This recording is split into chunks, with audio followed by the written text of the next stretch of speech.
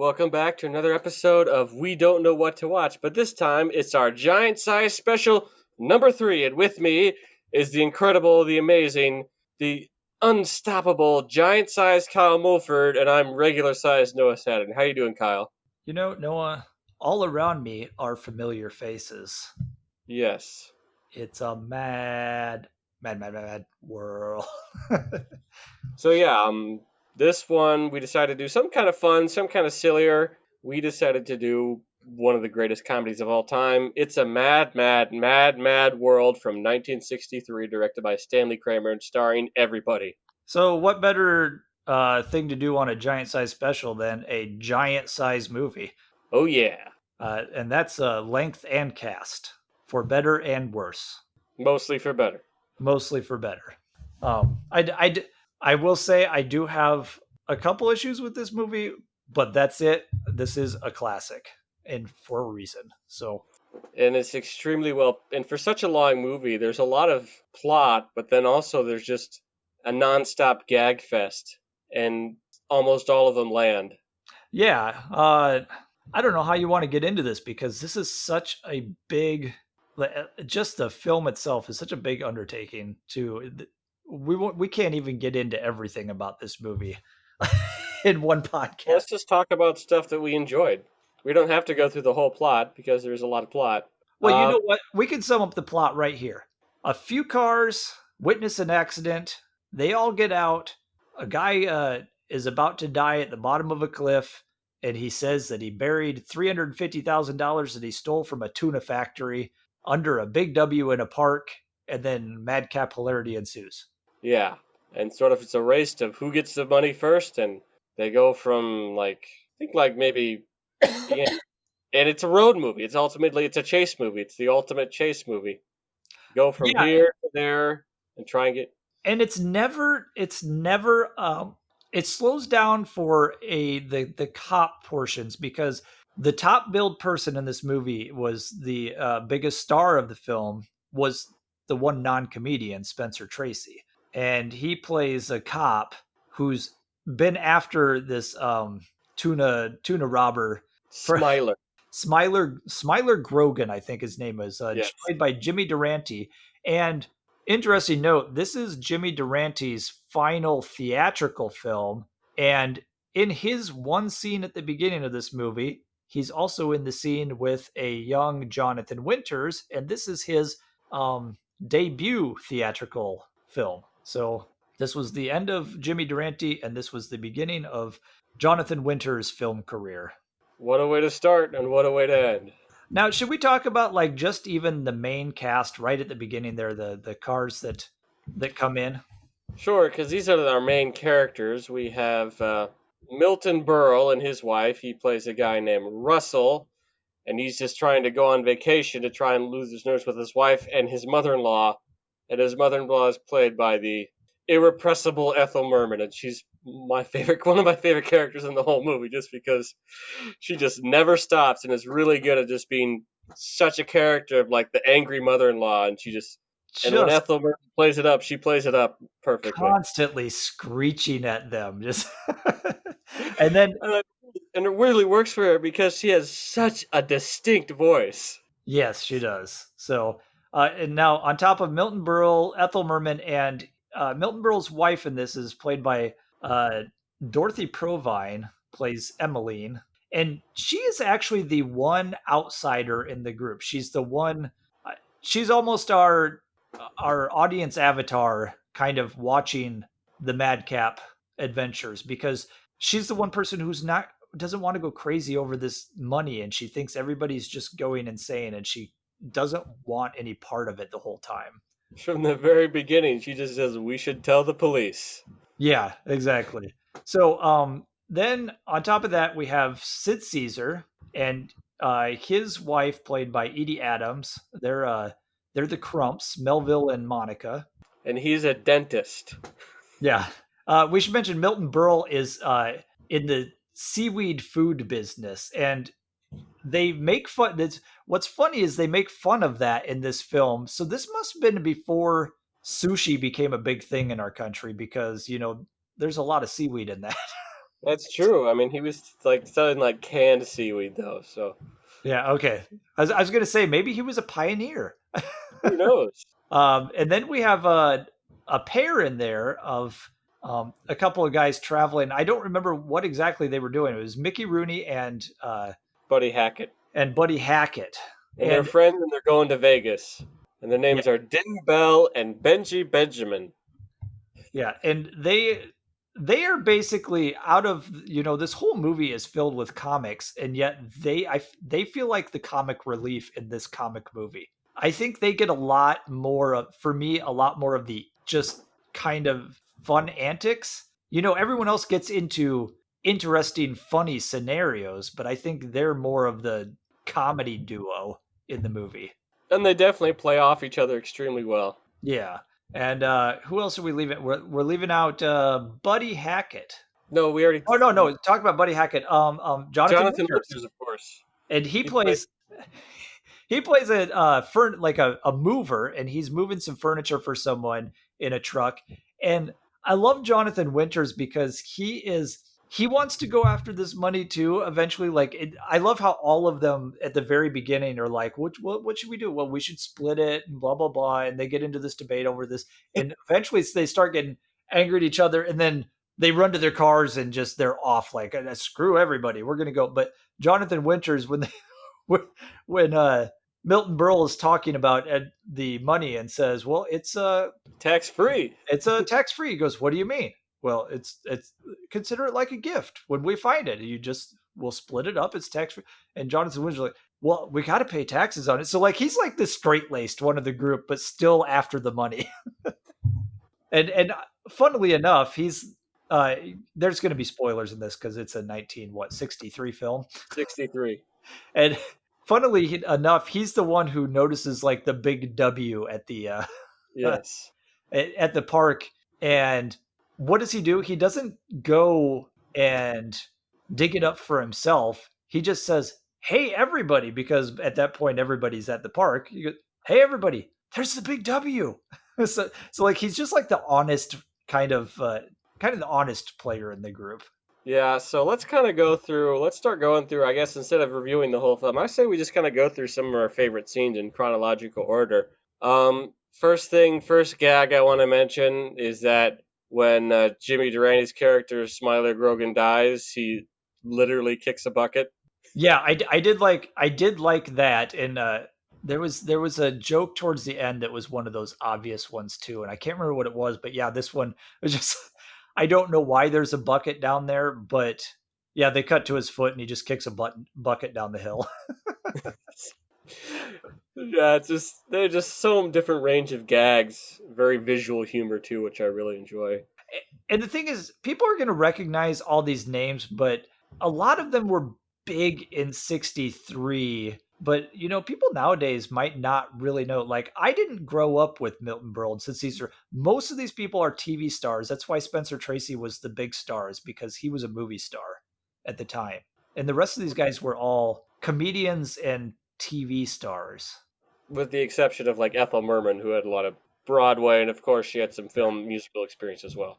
I mean, Milton Berle's nicknames were Uncle Milty and also Mr. Television, for crying out loud. So, but yeah, I did like that gag, and the guy who played Smiler Grogan, Jimmy Durante, his name is Smiler, and you might recently know him from. I mean, it's an old song, but he's the one who sings the song "Smile" from the Joker movie last year. So Nice. it's a repurposed song, but I mean, people might recognize it again because it's in a newer movie now.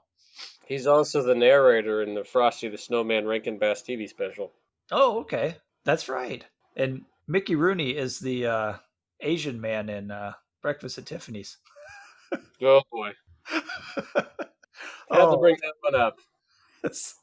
I'm sorry, that was terrible.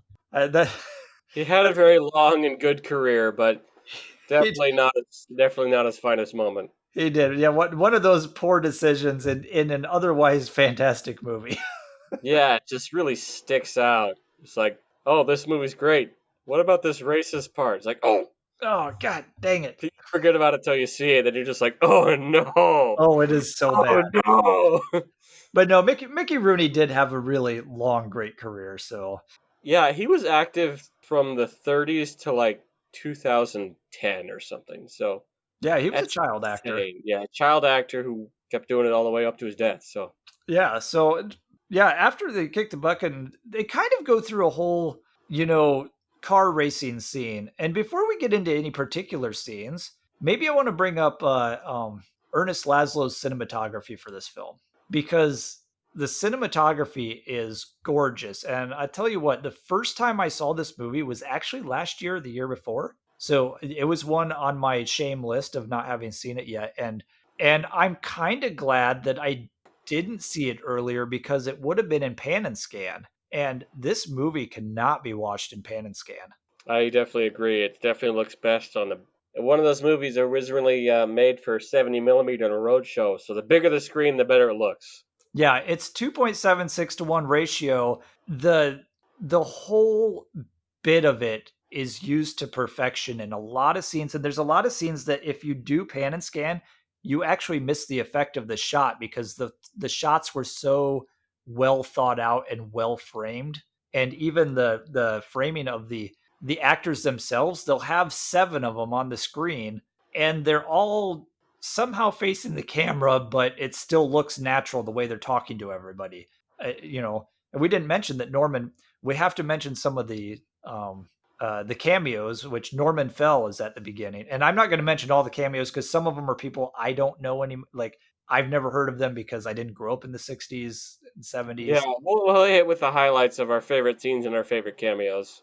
I think Norman. I will mention Norman Fell because in this movie we get both Mr. Roper and Mr. Furley Nice. from Three's Was Company.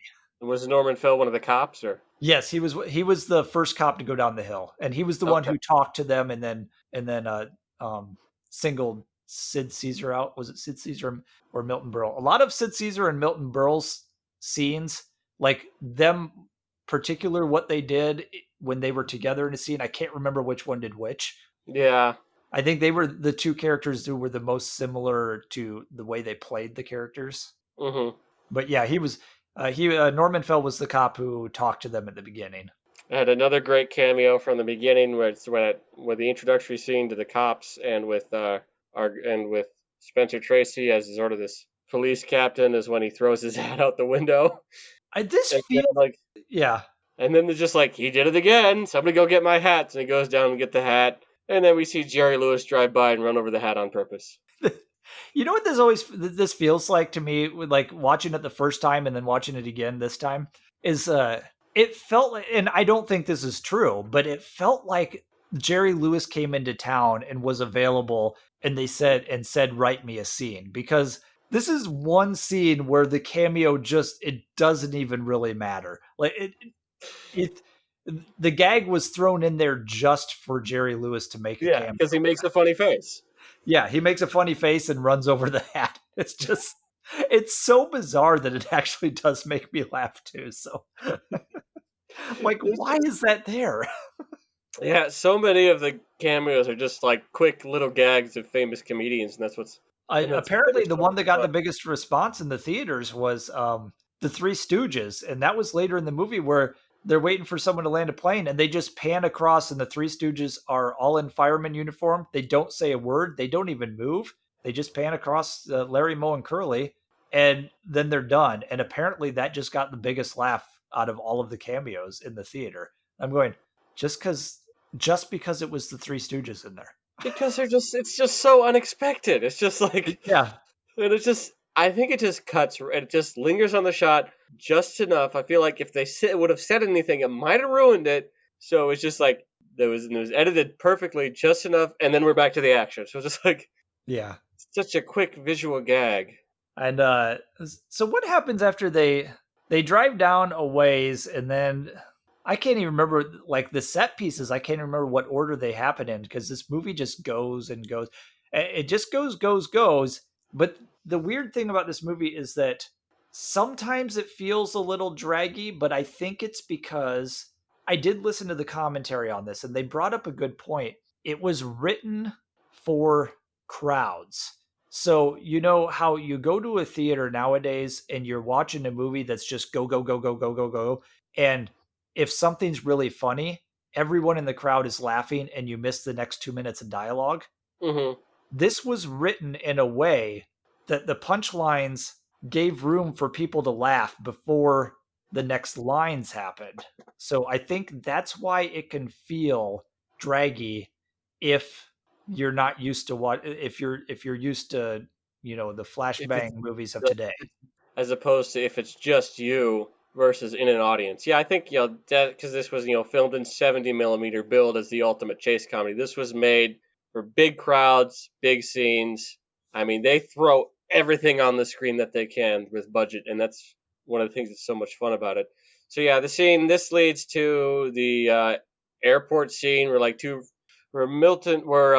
Sid Caesar realizes, hey, we can get to an airport and we can, skip a lot of the lines if we fly over and not have to drive all this way to Santa Rosita. So Yeah. that's what they get this airport. They find this pilot who's driving like this World War One era plane that's just like barely put together. And when they finally take off after they're given money from this pilot, one of my favorite things is the pilot's wife just does a quick like sign of the cross as they go away. Yeah. When was this plane built? 1916. See that 1960? No, 1916. Oh, Well, one of the wife's foot goes through the floor at one point. And is this the plane? Is this the plane, or is it the other plane that we get later that goes through the Coca-Cola sign? it's the other plane, the modern private plane. Okay, that's right. Because while they're doing that, then intermixed is when Ding, Mickey Rooney and Buddy Hackett, they try and find because that's the only plane at that airport, so they try and find another one. So they end up going to like this country club that has like private planes and private pilots, and they find their own pilot who's like this really drunk guy who's still hungover. So And this is one of my favorite cameos because I don't know if that's just the way Jim Backus talks, which I don't think I think it's more played up for this character, but if you listen to him in this movie, he basically is Thurston Howell the third from Gilligan's Island. And I think that they like drew like everything for that character from this one other than the drunkenness. yes, there's Tyler Fitzgerald. He's got that. He's definitely sort of the rich person accent. Yeah, yeah. So I mean, and if you think about it, he's at a wealthy like club where people can pull in their own personal planes and just pull them right up to the club if they want to. So he is a wealthy person in this too. But I love that he's just like completely drunk and they're like, we need a plane, you need to fly this, and so they throw him in a shower and he falls asleep in there and and then they get him into the plane. He like takes him up and then goes to the back to get another drink and knocks himself out. So then Yeah, that's where we because get half the movie of Rooney and Buddy Hackett trying to fly this plane on their own. yeah, and the reason he goes back is he's trying to pour himself a drink because he keeps asking for drinks from Buddy Hackett, and he doesn't pour strong enough old fashions. Yeah, And they intermix with that. So then another big plot point around this time is with Milton Berle and Ethel Merman. They say, "Hey, wait a minute, we could contact my son Sylvester. He's a lifeguard in that area. He can just go pick up the money pretty easily." So they stop and try and call him, and then Jonathan Winters comes in and rams into their car. So then they have to find a different car at the same time, and then so they try and take a car, go on without him, and then poor Jonathan Winters is stuck with a bicycle. and then that's when that's a really great gag with that is with the cinematography is when he's riding his bicycle down, and this introduces another main character then, Otto Meyer, played by Phil Silvers, who I think played Sergeant Bilko. I know he was also in the Phil Silver Show, but that's not. I know. Yeah, but he pulls over to help Jonathan Winters when he's on this little girl's bike riding down a highway, and and Jonathan Winters tells him what's going on. You need to get me here because there's money buried here, and Like you wouldn't believe me, but you have an hour. It's like, well, I don't know. I'm pretty gullible. I'm, yeah, and so he tricked and he says, "Oh, but get the bike out of the way." So Jonathan Winters gets back out of the car, and he's like, "See ya, sucker!" And I really love the Phil Silver's character Otto, just because he's such an asshole in this movie. He's like He's just a real scumbag, and he's just sort of almost deliciously evil to this point. But he's so much fun to watch too. yeah, he's so terrible. It's fun. So, and the other kind of main character we get is also when Sid Caesar and his no, it's Milton Berle and his Burton Burrow, Ethel Merman, and you said it was Edie something. yeah, Edie Adams. No, Edie, no, no, they that get that picked was up. no, it was Dorothy Provine playing Oh, I'm Emily. sorry. Um, they run into because they don't have a vehicle too. They run into Terry Thomas, who was a big British star, but he wasn't real big in the U.S. and just the over the top British accent and kind of hoity-toity kind of character, and he's When so you much think fun. of the British, like I have no idea, and he's got a tooth gap. So if you saw him, you'd recognize him because he was just extremely British. He plays like this botanist who's looking for like cactus, and just happens to help him out or something. He plays J. Algernon Hawthorne. Yes, So and he's kind of fun too because and the funny thing is with that group they end up getting separated from the mother-in-law and the wife at some point, and and then the mother-in-law like calls her son and says get to that money, and he thinks that she's in trouble, so he comes to her instead, and he's just this kind of like what do you want, like a kind of a play on the beach blanket bingo kind of guys. And yeah, that's definitely what they're riffing on because his first introduction is kind of when he's like doing this really intense dance with a woman in a bikini because he's a lifeguard. And I love that the woman only has like one line when she answers the phone, and he's like, "Who is it?" or whatever. And is your mother-in-law or something, or your mother? And she just has this intense stare and just dancing with this intensity. And they were talking about like they actually she didn't know how to play the character. They're like, "Oh, you guys are totally stoned on something." So like that's what she came up with is just this goofy ass, kind of beach blanket bingo type dance, but with this intense stare in her eyes and just focusing on nothing. It's pretty great. And yeah, so then he's Sylvester is dancing around in just a pair of red shorts that are a little too revealing. Yeah. Well, of course, then he drives the wrong direction to try and go save his mom. But then it's like, I'm coming for you, mama. And he's driving this like red sports car and just like extremely fast. It's just he's he's a everything about him is just super intense. he's a total mama's boy, and it's he plays the sister of the wife The of brother, you mean? oh, he plays the brother of the wife of Milton Berle, Dorothy Provine's character Emmeline, and and she is more just this straight laced kind of.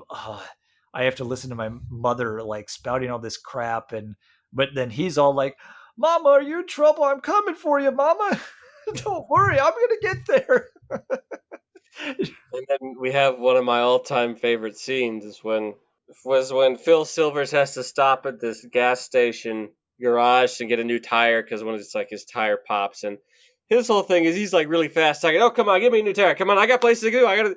He's always fast talking. He's trying to like talks his way out of every situation, and lies in as many ways as he can, and then when Jonathan Winters catches up with, is like, "Why you?" Is like, "Oh no, it's a crazy guy from the asylum. You got to lock him up." So he gets kind of like stuck in this garage with these two mechanics named Ray and Irwin, and they get in this big fight. And over the course of the fight, they just destroy this entire building in just increasingly silly ways. Yeah, we got Marvin Kaplan and Arnold Stang.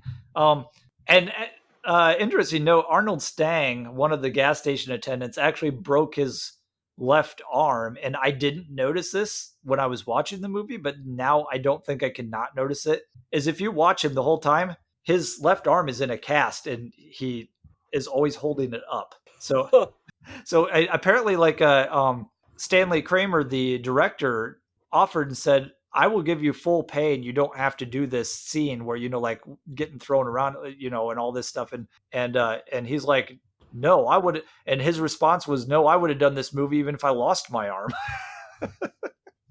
So, so he was kind of a sport about it and did this. And yeah, and that scene I think is probably one of the most famous scenes in this film, with the whole setup of the garage just getting destroyed.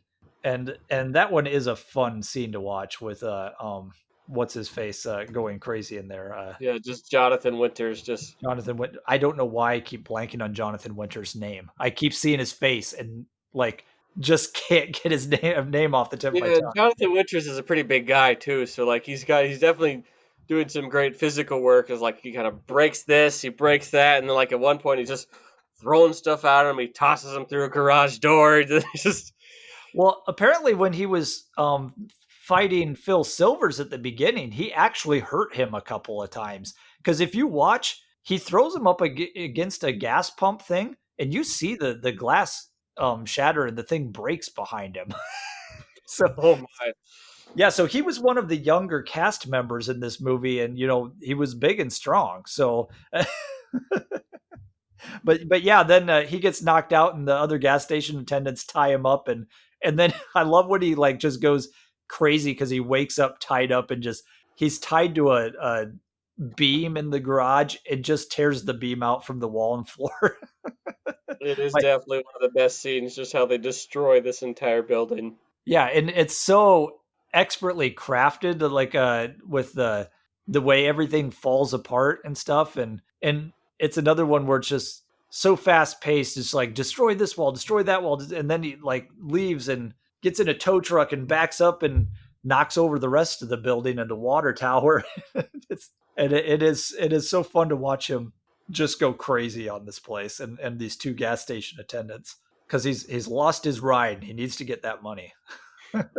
So there's not much to say about the police station stuff other than, well, first of all, Andy Devine plays another police chief in a different county. So that's always fun to see Andy Devine. But but Spencer Tracy is like the police chief, and it looks like he's like near retirement, and he's got like issues at home and pension fund not being enough and all this stuff. So like you slowly see him kind of like He starts to go unravel too. he kind of unravels, and it's like, and there is an intermission in this movie and everything is going just crazy. And when they go into intermission, and then when it comes back, it's just this calm scene at the police station with him, and then you see him slowly, like you said, unraveling, and just like, okay, you see the plan start to formulate after the intermission. I'm just going to take this money and run to Mexico, because they even like zoom in on Mexico on the map, and then you just see him look down at the map and just with this far off look in his eye, like, huh, if I play this right, I could go Exactly. get this money myself and and run off to Mexico. So he tries to play everyone at the end. And I think so. Let's keep going. And another scene I really liked is, of course, when poor Mickey Rooney and Buddy Hackett are flying this crazy plane. They smash through a Coca-Cola sign, and then because by the intermission, everything's gone crazy. Like Phil Silvers is like his car's underwater and he has to go away on foot, and then just Sid Caesar and his wife are stuck in like a basement, and that's where they spend almost the rest of the movie is in this basement trying to get out because someone locked the door. Yeah, and we didn't talk about that yet, and that's actually one of my favorite scenes. So it just gets more and more and more elaborate. Yeah, as he's like trying dynamite, and then fireworks go off, and he falls into paint cans, so he's got like paint all over his coat the rest of the movie, and he just knocks over the entire staircase in the basement. And I just scene after scene, and the wife is just sitting there looking at like, oh god, they're like, this is getting crazier and crazier. Like his wife in the film is even just watching, going, no, don't do it. This isn't gonna work. What are you doing? You're gonna kill yourself. So that's a fun scene to watch, and yeah, that gets real crazy going into it. And actually, that's the very first thing coming back from the intermission is there's like a focus on the middle of the screen, because apparently it's as the curtains were opening up, then the cinematographer gave time, so they follow a fuse going across the screen and kind of like center light that, so everything else is dark while the curtains are opening up, and then eventually it goes to like lighting up the room there. So I mean, that I think that's interesting. That would have been fun to see originally in the theater, where they had intermissions and they had the curtains, and apparently, the police are watching all of this going on, because they have people all over just watching they're going, oh, now they're here, we've got them, and these guys are speeding and everything, and the police are just watching them. But apparently during the original airings of this in the theater, when they did the Cinerama, 70 millimeter prints, they would have, when intermission came, they had a recording of the police characters giving updates on what was going on throughout the intermission. And it would play in the theater and in the concession stands. That's cool. Yeah, so I was like, that's an interesting way to play an intermission. So Because the whole point of the police characters are just sort of to really just kind of tell you where everybody is at any given time, to make sure they're here, they're here, they're here, they're here. They're at the after intermission. Well, they should meet up in all about 5 minutes. it really is. They're like the big brother of the movie. They're constantly surveilling them. The best part is like, well, then after a while they start taking bets on who's going to get there first. Oh yeah. And so, yeah, there's I at that point, then once we come back from intermission, it's just go go go. Like Rooney and Hackett land the plane, and Well, what I love about that scene is they get this sort of colonel to try and talk them down, and just going, just going, just going. But as he keeps trying to do his best to talk them down, because no matter what, because it's implied that this has been going on for like 30 minutes before they can find, because they just keep circling and circling and circling. So then, like, as they keep going, they cut back to the colonel every once in a while. Like, he keeps getting like caught up in the wire, in the wired microphone, the wire. He's like, what the hell is with this wire? and and that was Carl Reiner, right? Carl Reiner was one of them in there. I think it was another one who said, like, why don't we just shoot him down and get it over and get done with it. Oh, okay.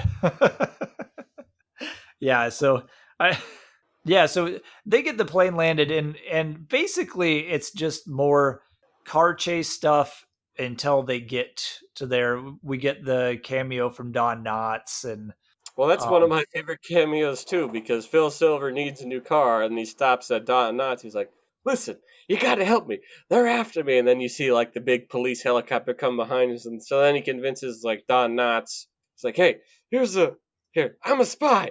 Go to there. We'll stop there. Tell the CIA that X-27 is here." It's like they're. and And then, of and then he course, just takes off in the car. and of course, Don Knotts does his best Don Knotts face, which is just, oh, he had such great faces. And then he shoots himself in the foot, right? Something like that. Yeah, so everybody eventually like shows up at the what is it, Santa Rosita Park or whatever is Yeah, what it's Santa called. Rosita State Park. Yeah, and including two cab drivers, who one is Eddie Rochester Anderson, and I don't really know this guy. Apparently he was another big name, and I want to say maybe even a radio, but then the other one is Peter Falk. So Yeah, so Columbo shows up too. and apparently most of his lines were improvised, even though like I think most of the dialogue in it was from the script. Like I think Stanley Kramer let a lot of them do improvisation, but like most of the scenes that made it were when they just did what was on the page. But Hmm. I think Peter Falk actually improvised a few of his things when he was talking in the cab and everything like that. So, but yeah, so a couple of them get into cabs to get there, and they all show up with picks and shovels, and they get there at different times, and they're all looking through the park, and finally you get another great use of the cinematography, because Smiler Grogan says the money's buried in Santa Rosita under a big W, and everybody's going, what is a watchtower? Is a weather something? Is a whatever? And then you get everybody passing by these palm trees that are sitting in such a way that they make a literal giant W, and the scene where like they reveal it a couple of times, but then the one scene you get Jonathan Winters just mid scene and just this big wide shot of a giant W of palm trees behind him, and his head is right in the middle, and you get this realization look on his face, and it's such a great shot. And then And then even like the choir says W. yeah, yeah, you get the angelic choir singing when it's like, oh, No, it's like, but they actually say W. oh, did they? Is that what they singing? Yes, they actually sing W. I didn't even notice that. Is that kind of like the Deadpool movie? Was like, holy shit balls. Holy. Exactly. No, but yeah. So he turns around. He's like, guys, the W, and so everybody starts digging it up, and I love this part because a bunch of them are digging, and then it ends up being like just a couple of them. One of them is Sylvester, but like just from the sidelines, what's his face? Spencer Tracy walks up to the group and just stands there and waits for them to dig it up, and they kind of look at him like, who are you? Like, Because he wasn't part of the group. is he with you? Is he with you? Is he with you? They do the same thing like when Phil Silver's like, who's he with? Like, I don't know. And then finally they dig up the money and open up the case, and he's like, oh, I'm a cop. Why don't you guys go turn yourself in? It'd be better for you. The best, well, one of the things I love is just like one big gag from obvious gag from Phil Silver is like, let's see, here's how many of us. And so he starts 1, counts himself, goes all the way around, 14, counts himself again, 15. He's like, oh wait, you just counted yourself. Because he's so smarmy. Yeah, this was so great. But yeah, so I like how Spencer Tracy just goes, you guys should just turn yourselves in. It'll be better than me taking you in. Like, it'll show your honesty for, you realize you did wrong and blah blah blah. And so they all listen to him because he's a cop, and he just takes the money and goes the opposite direction, and they're like, whoa, wait a minute. And so then we get another big car chase that ends in a garage, and we get a cameo by Buster Keaton. Yeah, that's cool. Yeah, so that was him at the garage there, like the boatman that Spencer Tracy was going to meet with. Yeah. So we get and you can, if you watch it, you can tell it's him because his movements at the end when the cabs are racing off and he's kind of in the middle of them. Watch his movements, and even as old as he is, you go, oh gosh, that's Buster Keaton, like all over right there. And like even to the very end when he does like just a small movement, and it's just like, oh, that's his old silent film movements.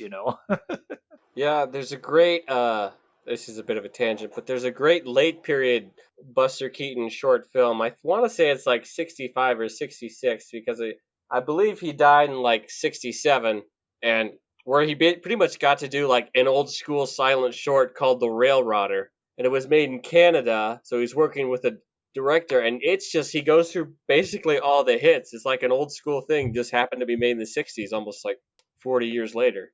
And you can Huh. find that on YouTube. It's like around 20 minutes long. It's really cool. And it's weird because, it's the same as it's his same stuff, but then it's like in color. So it's kind of weird too. Oh, that's interesting. Yeah.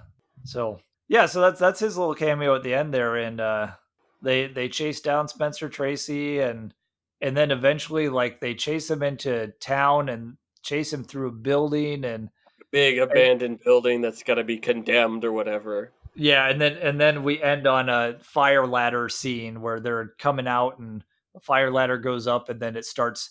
Every one of them gets on and the money flies out all over this Yeah, crowd. because it gets stuck on this big, like this fire escape that's dangerous. And we get a quick cameo by Joe E. Brown, who was a pretty famous comedian for a while. Was And he? Joey Brown is one of those guys where you recognize his face because he has a very distinct face and a very distinct smile. And yes, he's the guy with the famous final line of "Some Like It Hot."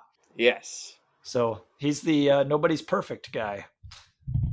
So yeah, he's just a tour guide or something. I don't even know what they're touring there. Like just this large group of people happen My to be. guess is they're gonna watch like the demolition of the building because they see people around them with like construction hats and stuff. That could be. So yeah, it's just a big chase scene, and that's another thing is that the car stunt work in this is for a big comedy movie is fantastic, and the stunt drivers do great. And even when they do, they have a mix of, throughout all the car chases, they have a mix of actual shots of the cars going down roads and passing each other and everything, and then also stationary shots, with the screen behind them.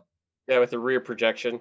The rear projection shots, and those were actually done really well because their reactions, like the actors' reaction times, they were cueing them really well because they would react to things that passed, but it was a rear projection, and so they would have to know exactly when that was coming behind them, and they can't see that because they're looking forward, so uh the and the mix of it was really good. And some of that chase scene at the end was some really good car stunt work, driving around and passing around everybody and everything. So there was one shot that I really enjoyed. The synchronicity of it was when Spencer Tracy comes down and he wants to tell the cops that he wants to go up to the park by himself. If you notice, he pulls in and he just lines up perfect with these two other cop cars, and they come in just and perfectly park, and it's so like synchronistic how they drove those cars and just perfectly parked them next to each other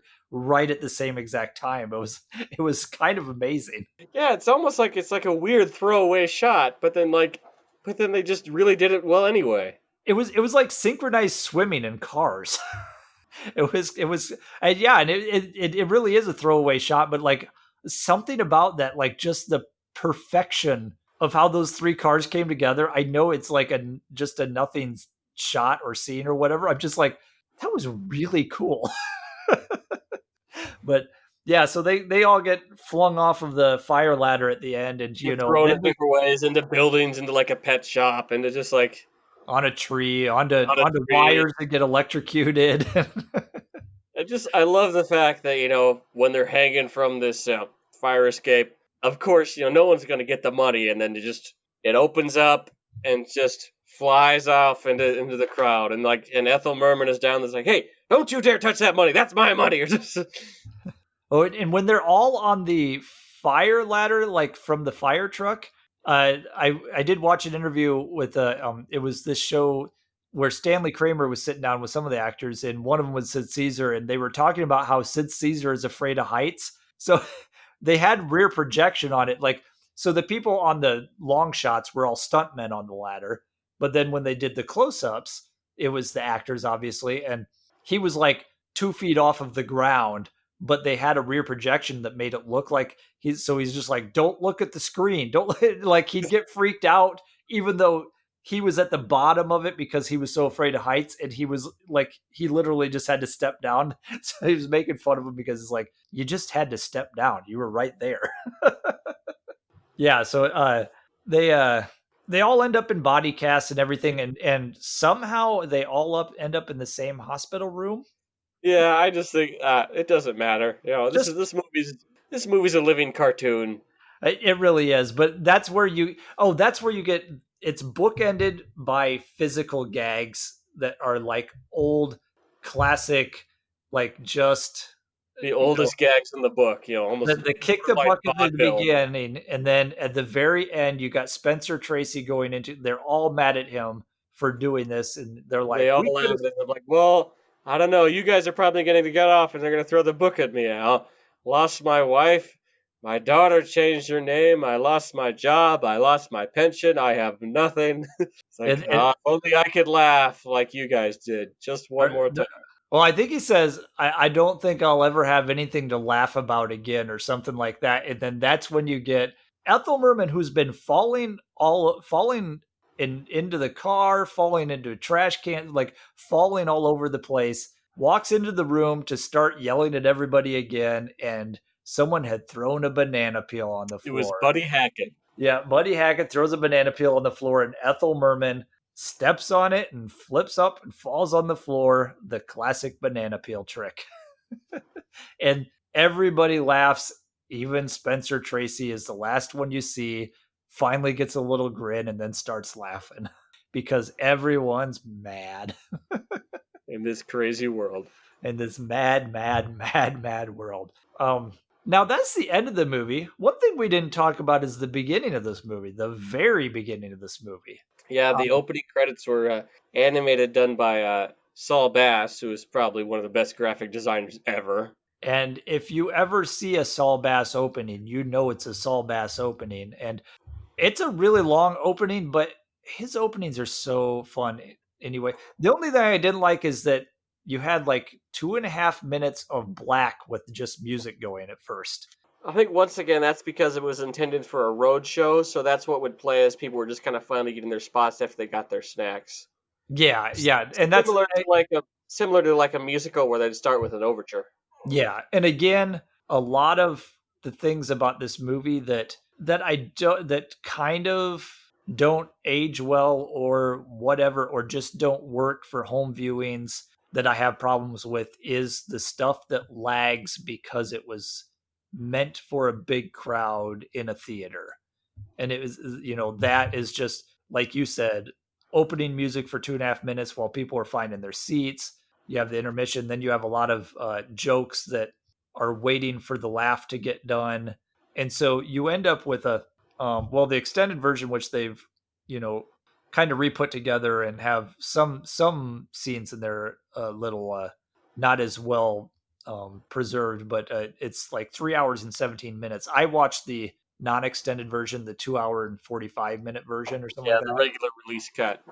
Yeah, That's what I so watched. which is shorter than the theatrical, but I guess there was like it sounds like during theatrical and all that stuff there was like 7 different versions that ended up being seen by people in theaters. So Yeah, it makes sense because not every theater would be equipped with 70 millimeter projectors yeah. to work with the road show. So this is probably that'd be the regular 35 millimeter version. But can I say the restoration they did on this is amazing. It looks fantastic. And Yeah, that's it's you watched it on the Criterion channel, and they did a restoration of it, which is just in 2014, which is gorgeous. And the original poster was done by the classic mad artist Jack Davis, and he was actually still around and actually made a few more arts, just drew a few more things for the Blu-ray, the Criterion Blu-ray release, and that was like one of the last things he did before he died. yeah, and again, that's another, like I said, that's one of the reasons that I'm glad that I didn't see this until more recently when everyone owns widescreen TVs and they did a restoration and all this stuff because this movie, to really get the full effect of this movie, you have to watch a really good quality restoration version. So I would recommend watching it on the Criterion channel or getting the Criterion Blu-ray or renting it or whatever if you want to watch this film. I don't think it's streaming anywhere else other than Criterion channel. So, but it is a gorgeous film Yeah, anyway. I have the Criterion Blu-ray, and it is extremely well put together. They've got everything on Blu-ray, and it's a Blu-ray DVD combo pack, so it comes with like 5 discs total. And some of the they've got a lot of special features on there with commentary and just packed to the brim with essays. They even have like a map that would kind of show you where some of the locations really are. It is just extremely well put together. Criterion does have amazing presentation overall, so just tons of fun and just even like some essays and other stuff. One of my favorite things that they added was just like because one of the advertisements they just had some radio spots too, where they had a guy put together some radio spots for the original release as to advertise, and they even kept those radio spots, and they're like 30 seconds long. You can listen to them just on the Blu-ray. And one of them is like they got different comedians to say, "Oh, this was funny," and then like it's like one of them had Don Knotts talk about like, "Oh, this was great, but I had to leave before the third act because like I was laughing so hard I like knocked my head against someone else's head." Yeah, I listened to a couple of the radio spots, like the Criterion channel. I didn't realize that they're like a wealth too. Like they don't just have movies streaming on there. They've got like extra features. Like I watched the commentary for this on the Criterion channel, not on the Blu-ray. I watched a couple of interviews. I watched a couple of television ad spots, and they have the radio ad spots on there too. So I was quite impressed with how much extras the Criterion channel has on it for Yeah, the. that's one of the things that really makes it worth it is the fact when it's one of a Criterion edition of one of the films that they've put out, they also put all the special features that they put out for the film as well. Yeah, so that's pretty cool. So, but yeah, anyway, I don't know if there's so much you could say about this movie. Like I said, the only thing that I would warn people against is that, or I mean, warn people about is that it can feel draggy, even though it is a funny movie. It can feel a little draggy. It is a long movie, and I don't think you're missing anything if you don't watch the extended version. Watch the re-released 2 hour and 45 minute cut. It's you're not missing anything with that. So, but it really is a who's who of 60s comics and a lot of cameos and it's interesting because how big it is Stanley Kramer was known for more serious pictures, and I think this was the first one he directed that was a comedy, and he wanted to just go he's like, I've never done a comedy before, so I want to just make the biggest comedy ever. And he pretty much did. Yeah, he really did. So, but yeah, there is a lot to love this with this movie. I won't say that it's one of my favorite comedies ever. I can't say that I'm not personally one of those, but like there is so much to love about this movie that it is a high recommend from me. Yeah, and if you're lucky, you can every year there is a Chicago. Chicago does have the Music Box Theater, which is sort of their independent theater there, does have a 70 millimeter film festival, and they've shown this film and a bunch of other things, and of course including, and they showed this film, and I think, and Lawrence of Arabia, which is another film that would just probably, if you can, see it in theaters in 70 millimeter. Yeah, and that's another one that like I know it's blasphemy for me to say, but like I think a lot of shots are lingered too long. But if I could see it in 70 millimeter on a big screen, I feel like that would probably just blow you away. Just like because like this one, that one is even more gorgeous with the cinematography. It's just insanely gorgeous. So So I that would guess, be. would you recommend this film? Oh yes, like I said, it's not my favorite comedy ever, but that being said, there are so many great scenes in it and so many great, comic actors and a lot of just fun stuff and for the most part it does, just go from one thing to the next to the next. It's just in between. They give time for laugh in there, and that doesn't work with a home viewing, but overall the movie works really well. And like I said, with that being my only criticism, I give this a high recommend. If you are a comedy fan, I really think you should watch this film.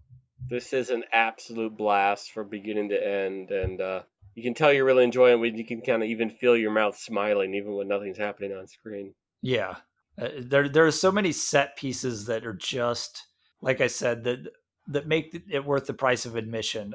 A lot of the Mickey Rooney, Buddy Hackett stuff in the plane, the gas station with the Jonathan Winters tearing up the gas station, just the whole ending, and it's kind of like it really gets insane at the end, and just boom, boom, boom, boom, boom, and just doesn't stop at the end, which is great with the car chase scene and the at the park and the chasing through the building and all that, and a lot of that is great too, and the cinematography and all of the car chases just fun to watch. And so no, so much to love about this film. Yeah, and if I had to, I guess, pick a double feature for this film, because that's what we do in a normal episodes, we may not necessarily have to in a giant size special. But if I definitely think if there was a double feature which had kind of the same idea of a big chase comedy, I would think it would be The Great Race, starring Tony Curtis and Jack Lemmon as like these two people who would like invite two people who decide like, hey, we're gonna race our cars around the world, and then whoever wins gets a bunch of money. And Jack Lemmon is almost like this cartoonishly evil guy, and he pretty much was the inspiration for the Dirk Dastardly character from Wacky Racers. Oh, nice. Yeah, I don't know if I've seen that one. I would go more the route of, and this recommendation you have to take with a grain of salt because I haven't seen it since I was younger, but I watched it a lot then and I really loved it. But it's also in the same vein as this, where it's just throw every name in the book in this movie, and they're all racing for money, and that's Cannonball Run from Hal Needham, who started out as a stunt driver, as a stunt man. So Cool. I think Hal Needham directed it, but Now, one last thing before we go. I think this film, I mean, it's almost perfect as it is, but I think this film could also work really well with the remake. As I know they kind of did something the same with Rat Race, but no one talks about Rat Race anymore. was that a remake of this? I mean, same basic premise. Okay, But I yeah, want I to think say this movie deserves a good remake just because of so much great talent we have now. I think could really thrive in this. And also, what's also most important is that this movie is rated G, so you have to keep it for families. Ultimately, leave it PG. I don't want to see like a hard R, like sweary, like goofy, like Judd Apatow sex comedy version of this. I want a fun, ultimately clean comedy that everyone could go see. yeah, I agree with that. I could not watch this if it was Seth Rogen and that crew. You know, like that it wouldn't work. But yeah, I agree that get the right comedians. There are a lot of good ones now, like now that would be great for this film. Like, can you imagine someone like Dwayne the Rock Johnson in the Jonathan Winters role? that that'd be different. How would they knock him out to begin with at the garage scene, though? It'd I have don't to know. be It doesn't matter. it'd have to They'd be a find a way, complete accident, which could work. which would also be funny too. Yes, exactly. That'd be fun. A fun road to go down to, though, with the Dreamcast of a remake for this. I don't have a dream cast, but I do have a dream director, and my dream director is Edgar Wright because he already does action. He already does comedy really well. He does well with stunts. I That is a think great choice. I think it would be really amazing if he was able to direct it because he has such a good sense of visual comedy, and so much of this film is visual comedy too. It would be perfect. Edgar Wright, get on it. Yeah, I'm sure you're listening. Maybe one day. But I think that's it for this week's show. This has been a long one, but there's a lot to talk about with this movie. So, and everybody go out and watch this film. If you can find it, watch it. It's a great road movie. It's a great chase movie. It's just overall a great movie, and you can also watch it with your kids. Yeah. So, anyway, until next time, I'll see you under the big W. Until next time, I am the Big W. Bye bye.